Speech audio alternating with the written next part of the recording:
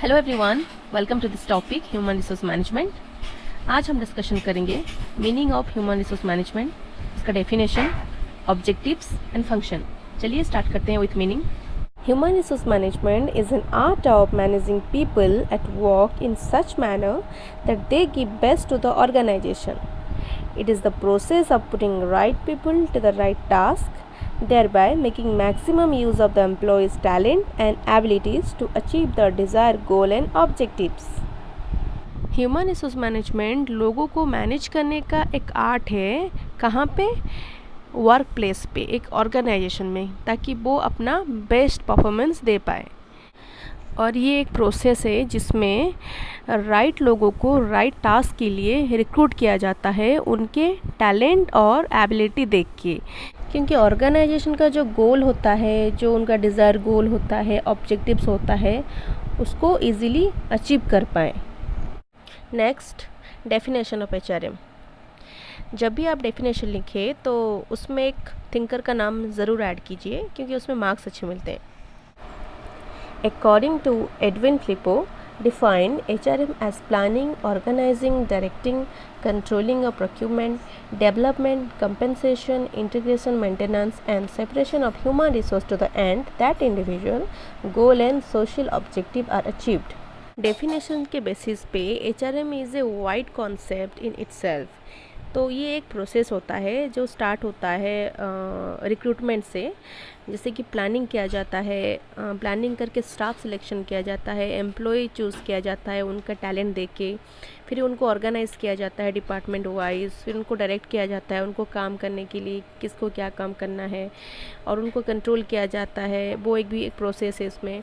और उनका डेवलपमेंट, उनका कॉम्पनसेशन, उनका जो मेंटेनेंस होता है, वो इसमें सारा देखा जाता है। तो ये एक प्रोसेस है जिसमें रिक्रूटमेंट टू रिटायरमेंट तक, टू द एंड तक ये देखा जाता है। Next, objective of HRM: to procure right type of person for right job at right time. आपने ये टर्म तो सुना होगा कि एक ऑर्गेनाइजेशन में जो HRM डिपार्टमेंट होता है, उनका मेन मोटो होता है कि मैन पावर प्लानिंग। तो इसका मतलब यही है कि राइट पर्सन को हम लोग एक राइट पोस्ट के लिए, एक राइट जॉब के लिए राइट टाइम में रिक्रूट करेंगे। अगर आपने एक गलत आदमी को एक पोस्ट के लिए चूज़ किया तो आगे जाके ये प्रॉब्लम क्रिएट होता है। तो यही है इसका मेन मोटो कि राइट टाइम में राइट पर्सन को चूज़ करना। Next point, to provide right kind of training time to time to increase the productivity. इसमें क्या होता है, जब हम राइट पर्सन चूज़ कर लेते हैं उसके बाद उनको ट्रेनिंग दिया जाता है। उनको बहुत सारे ट्रेनिंग की ज़रूरत होता है कि जैसे कि उनको एक ऑर्गेनाइजेशन में, एक मैनेजमेंट में टाइम मैनेजमेंट सिखाना पड़ता है, फिर उनको कुछ technical skill, non technical skill वो भी सिखाना पड़ता है। बहुत कुछ उनको ट्रेनिंग देना पड़ता है टाइम टू टाइम। इससे क्या होता है कि एक ऑर्गेनाइजेशन का जो प्रोडक्टिविटी है वो इंक्रीज़ करता है। Next point, reducing the risks and maximizing the return of investment and effective use of employee। यहाँ पे जब डेवलपमेंट होता है एम्प्लॉय का या फिर उनका ट्रेनिंग होता है, तो इसमें क्या होता है, ऑर्गेनाइजेशन को ही फ़ायदा होता है। जिससे कि उनका जो रिस्क होता है काम को लेके वो स्मूथ हो जाता है, तो ये रिस्क जो है वो रिड्यूस हो जाता है।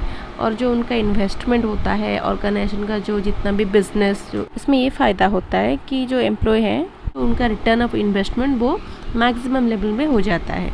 तो ये एक इफ़ेक्टिव यूज़ होता है एम्प्लॉय का एक ऑर्गेनाइजेशन में। Next point, to identify the need of individuals and satisfy them by providing monetary and non monetary benefits.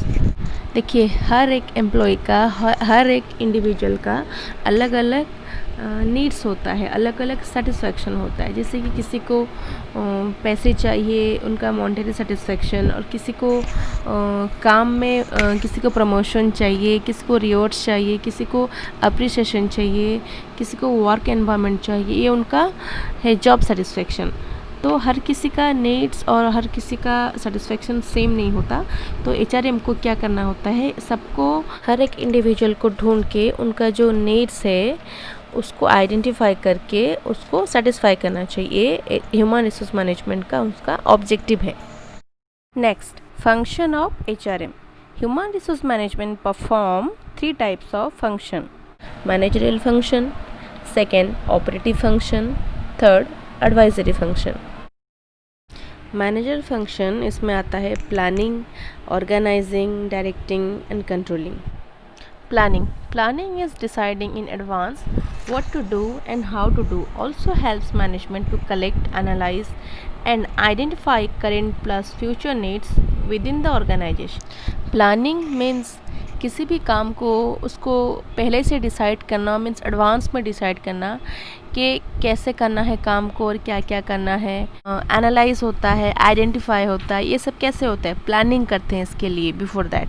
तो उनको प्लानिंग करना पड़ता है within the organisation. Next, organising means it's a systematic arrangement of activity. पे activity means काम होता है, जिससे कि एक ऑर्गेनाइजेशन में जो भी काम होता है उसको सिस्टमेटिक वे से अरेंजमेंट करना पड़ता है एम्प्लॉय के बीच में. और ये एक तरीके का उनका रिस्पॉन्सिबिलिटी, ऑथोरिटी, ये सब असाइनमेंट होता है काम के लिए. Next, directing. Motivation and leadership through communication and coordination. इसमें क्या होता है, एम्प्लॉय को बीच बीच में मोटिवेट किया जाता है. जहाँ जहाँ उनको मोटिवेशन की ज़रूरत होता है उसमें एज ए डायरेक्टर उनको डायरेक्ट करते हैं, मोटिवेट करते हैं. इससे क्या होगा कि उनका जो काम करने का जो मोटिव है, मीन्स जो गोल है, ऑब्जेक्टिव है, जल्द अचीव होगा.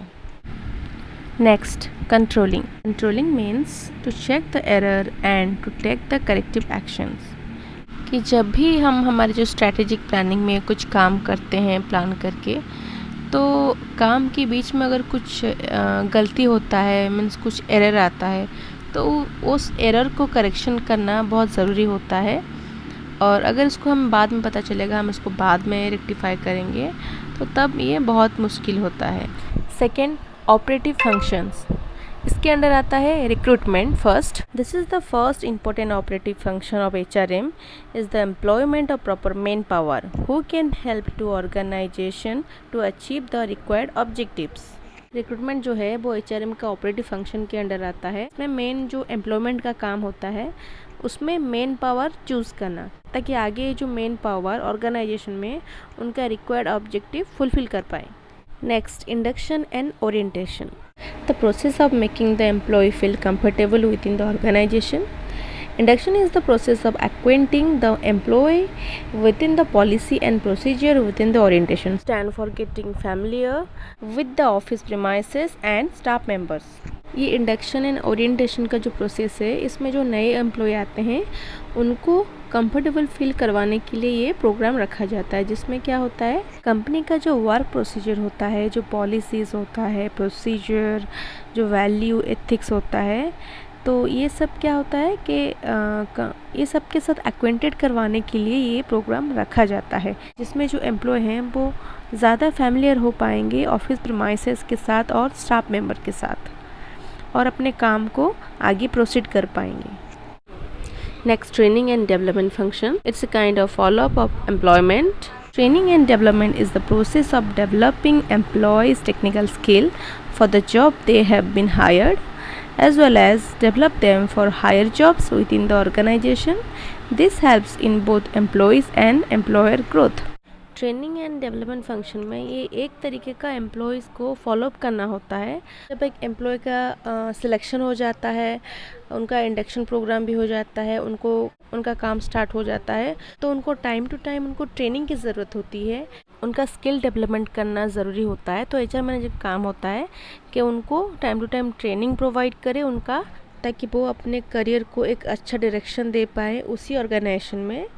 और ये बोथ एम्प्लॉय और एम्प्लॉयर का दोनों का ही डेवलपमेंट होता है इसमें. Next, compensation and benefits. This function is related to determine accurate remuneration of the employees towards their contribution in the organisation. Compensation and benefits refers to the compensation, salary and other monetary and non-monetary benefits passed on by a firm to its employees. It helps to keep the employees motivated and brings the best out of them at workplace. Compensation benefits relate करता है कि कोई अगर employee बहुत अच्छा काम कर रहा है, उसका डिटर्मिनेशन जो है काम के प्रति बहुत ही अच्छा, उसका अच्छा कंट्रीब्यूशन दे रहा है ऑर्गेनाइजेशन को, तो उसको उसी हिसाब से कंपनसेशन, सैलरी और other monetary non monetary benefit pass होना चाहिए फ्रॉम ऑर्गेनाइजेशन। इससे क्या होगा कि जो एम्प्लॉय है वो मोटिवेटेड रहेंगे और अपना काम में बेस्ट परफॉर्मेंस दिखा पाएंगे। Next, motivation. Motivation is an important function because if the employees are not motivated, they do not contribute towards organization goal as much as they can. To motivate the employee, it's necessary that their various needs like timely appraisal, salary increment, future growth is being properly taken care of. अगर employ motivated नहीं रहेंगे तो organisation के गोल की तरफ उनका जो effort है वो कम होता जाएगा। तो एचआर मैनेजर का काम है कि उनको बीच बीच में काम में उनको अप्रिशिएट करे, उनको मोटिवेट करे, जो उनका वेरियस नीड है लाइक उनका time to time appraisal, salary increment, future growth, इन सब का वो ध्यान रखे। Next, personal records. Under this function, all employees' records from the joining till separation are to be maintained. Recording, maintaining, and retrieving employees' related information like application forms, employment history, working hours, leave records, employee turnover, promotions or increment details, etc. It is the part of this function. This data helps in getting all the record information if need arise in future. इसमें हर एक employ का record जो है वो maintain करना पड़ता है, like from joining two till separation. जो एम्प्लॉय ऑर्गेनाइजेशन के अंदर काम करते हैं उनका प्रॉपर रिकॉर्ड रखा जाता है, मेंटेन किया जाता है, उनका वर्किंग आवर, उनका लीव रिकॉर्ड, एम्प्लॉय का प्रमोशन, उनका इंक्रीमेंट, हर डिटेल प्रॉपर्ली रखा जाता है, क्योंकि अगर फ्यूचर में कुछ नीड अराइज होते हैं तो इस सब का रिक्वायरमेंट होता है। Next, maintenance, safety and welfare, provision of good working condition because working conditions certainly influence the motivation and morale of the employee. This moment measures are health, safety and comfort of workforce. देखिए, maintenance में क्या होता है कि एक organisation के अंदर एक अच्छा एनवायरनमेंट होना, एक अच्छा वर्किंग कंडीशन होना बहुत ही एसेंशियल होता है, क्योंकि वर्किंग कंडीशन जो है वो मोटिवेशन को इन्फ्लुएंस करती है, मोरल को इन्फ्लुएंस करती है, क्योंकि एक हेल्थी एनवायरनमेंट होना चाहिए जहाँ पे एम्प्लॉय काम करते हैं, प्रॉपर सेफ्टी मेजर होना चाहिए जहाँ पे वर्कफोर्स काम करते हैं, उसी हिसाब से कंफर्ट एनवायरनमेंट मिलना चाहिए काम करने के लिए।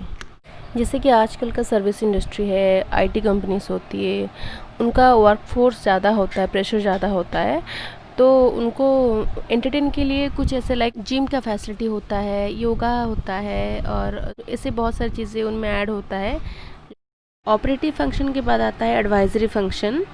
इसमें एचआर मैनेजर स्पेशलाइज्ड होता है ह्यूमन रिसोर्स मैनेजमेंट के फील्ड में, तो वो एडवाइस दे सकता है ह्यूमन रिसोर्स के बारे में अगर किसी को ज़रूरत है, टॉप लेवल मैनेजमेंट को और डिपार्टमेंटल लेवल।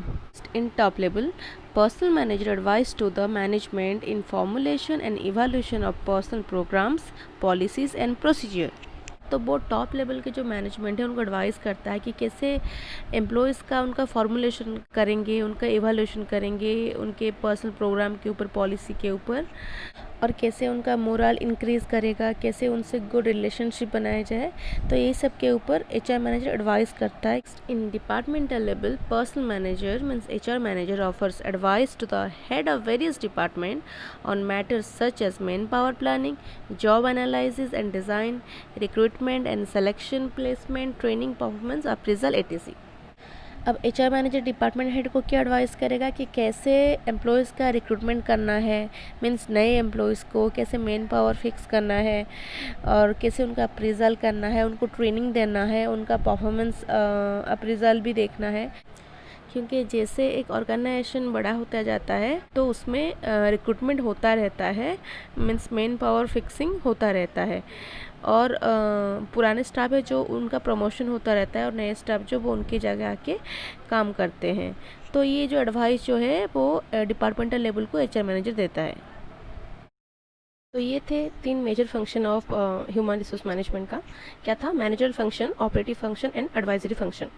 ये 3 मेजर फंक्शन आप याद कर लीजिए, एग्जाम में आएगा तो आप इसको इजीली लिख सकते हैं और भी एलाबोरेट करके लिख सकते हैं इसको। अगर अभी भी आपके मन में कुछ डाउट है इस टॉपिक को लेके तो आप कमेंट बॉक्स में कमेंट कर सकते हैं, आपको जवाब मिल जाएगा। और हाँ, लाइक और सब्सक्राइब करना मत भूलिएगा। Thank you so much.